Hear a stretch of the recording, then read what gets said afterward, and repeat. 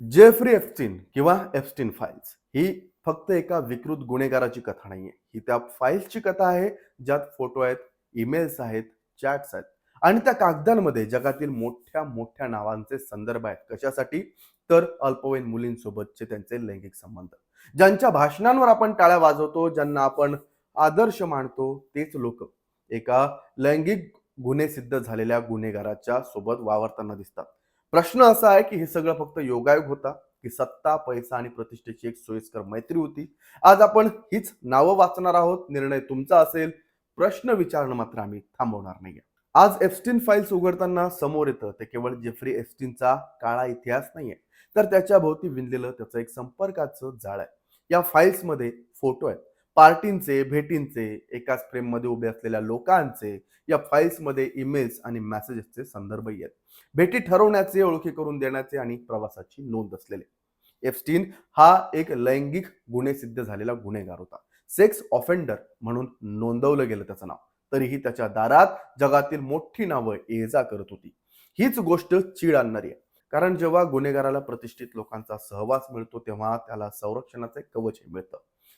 Stephen Hawking नाव ऐकलंच. याच्या संदर्भात फाईल्समध्ये कार्यक्रमाचे संदर्भ, फोटो आणि भेटींच्या नोंदी आढळून येतात. कॅरिबियन बेटांमध्ये झालेल्या एका कार्यक्रमात त्याची उपस्थिती होती.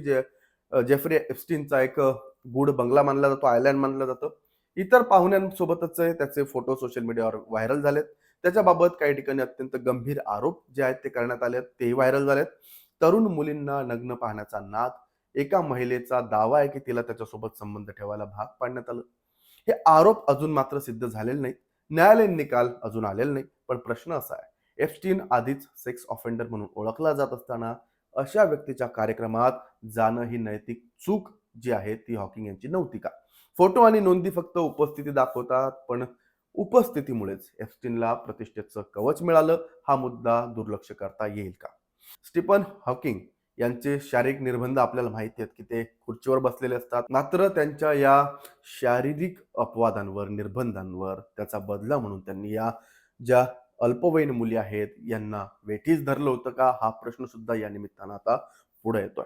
स्टीफन हॉकिंग हे एकुलतं एक नाव नाहीये किंवा फक्त हे असं एक नाव नाहीये जे स्वतःला शास्त्रज्ञ, त्याचबरोबर आधुनिक काळाचे प्रगतीचे शिलेदार म्हणून घेतात.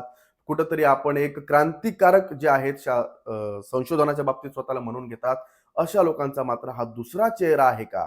हे या एप्स्टीन फाईल्स मधून समोर आलेले फोटोज आणि ईमेल्स याच्यामधून शंका उपस्थित करण्यासाठी, प्रश्न उपस्थित करण्यासाठी वाव देणारे ठरतात, एवढं मात्र नाही. आपण हे नावं का घेतोय? तर बिल गेट्स यांच्या बाबतीत फाईल्समध्ये भेटींच्या नोंदी, ईमेल्सचे संदर्भ आणि संपर्काचे तपशील समोर येतात.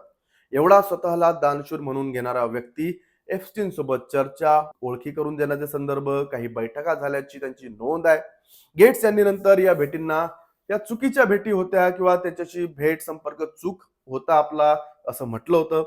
त्यांच्या पत्नी मेलिंडा गेट्स यांनी सुद्धा एप्स्टीन बद्दल उघड नाराजी व्यक्त केल्याचंही समोर आलं होतं. त्यावेळेस त्या ह्याही बोलल्या होत्या की जेफ्री एप्स्टीन सोबतचे बिल गेट्स यांचे संबंध मला खटकणारे आहेत, मला ते आवडत नाहीत. त्यामुळे त्यांचा घटस्फोट सुद्धा झाला. त्याचबरोबर बिल गेट्स यांना एक सेक्स डिसीज जो आहे तो झाल्याचं समजतंय. एका रशियन मुलीच्या संदर्भात त्यांना नाद होता असंही म्हटलं जातंय. याच रशियन मुलींच्या नादाला लागून त्यांना हा सेक्स डिसऑर्डर झालाय.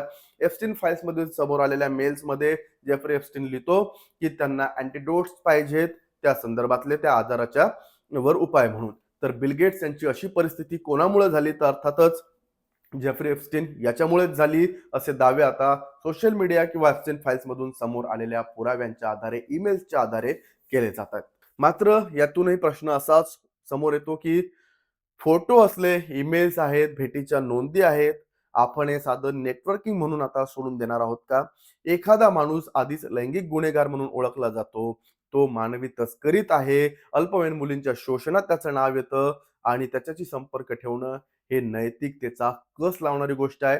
असंच जे उदाहरण घडलंय तेच अमेरिकेचे राष्ट्राध्यक्ष डोनाल्ड ट्रम्प यांच्या बाबतीत.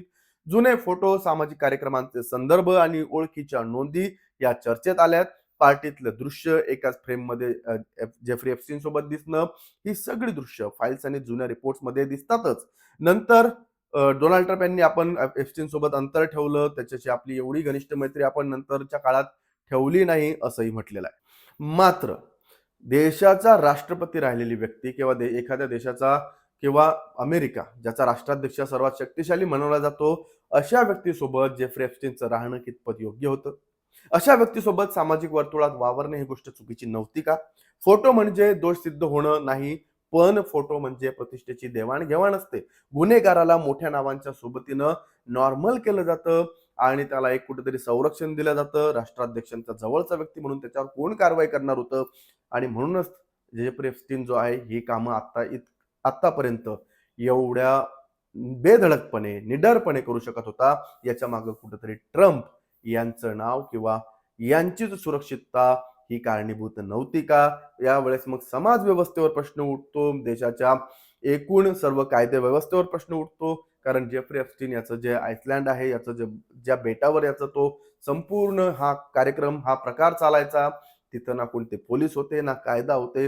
एका जगापासून दूर वेगळ्या एका बेटावर हे लोक आपल्याला हवं तसं जीवन जगायचे. मात्र हवं तसं जीवन जगण्याचा प्रत्येकाला अधिकार जरी असला, तरी मात्र अल्पवयीन मुलींचं शोषण हा आणि मानव तस्करीतून आणलेल्या त्या मुली हा मात्र एक प्रश्न जगाला विचार करायला लावणार आहे. असंही म्हटलं जातं की जो शेख आहे, एका शेखनं डोनाल्ड ट्रम्प यांना आपली स्वतःची अल्पवयीन मुलगी जी आहे ती भेट म्हणून दिली होती. कारण काय की त्यांचं एक कोणतं तरी काम ट्रम्प यांनी केलं होतं. आता समाज माध्यमांमध्ये अशा भरपूर बातम्या पण येत आहेत. काही एआय थ्रू जनरेट केलेले फोटो पण फिरतायत. मात्र एप्स्टीनच्या फाईल्स मधलेच फोटो आम्ही तुम्हाला दाखवतोय किंवा तुम्ही ते बघताय आणि याच्यावरून तरी तुम्ही तुमचा निष्कर्ष काय हा काढू शकता आणि नेमकं गुन्हेगार कोणाला म्हणायचं हेही तुम्हीच ठरवा. बिल गेट्स झाले, स्टीफन हॉकिंग झाले, डोनाल्ड ट्रम्प झाले. आता ब्रिटनचे राजकुमार प्रिन्स अँड्रू यांच्या बाबतीतही फाईल्समध्ये फोटोचे संदर्भ आहेत. प्रिन्स अँड्रू यांच्या बाबतीत जे ब्रिटनचे राजकुमार आहेत, फाईल्समध्ये फोटो आणि संदर्भ आहेत. एका महिलेने तर थेट त्यांच्यावर आरोप केला होता की ती स्वतः अल्पवयीन असताना यांच्यासोबत त्यांनी संबंध ठेवला होता. आता प्रिन्स यांच्यावर झालेल्या आरोपांना का आपण म्हणतो की ते आरोप सत्य असतील? कारण एप्स्टीनच्या घरात त्यांचे वावरल्याचे फोटो, नंतर न्यायालयीन लढाई टाळण्यासाठी झालेला घटनाक्रम, त्या पैसे देऊन केलेली सेटलमेंट, त्याचबरोबर प्रिन्स अँड्रू यांना राजघराण्याशी असलेलं नातं तोडावं लागलं, त्यांचे अधिकार काढून घेण्यात आले. इथं फक्त नाव नाही तर आरोप परिणामांनी सार्वजनिक आयुष्यातून बाजूला व्हावं लागणं हे सुद्धा तेवढं ठळक जाणवतंय. राजघराण्याची प्रतिष्ठा असली तरी फोटो आणि आरोपांनी प्रश्न उभे राहतात. नैतिक जबाबदारी कुठेतरी संपते का असा प्रश्न विचारावा लागतो.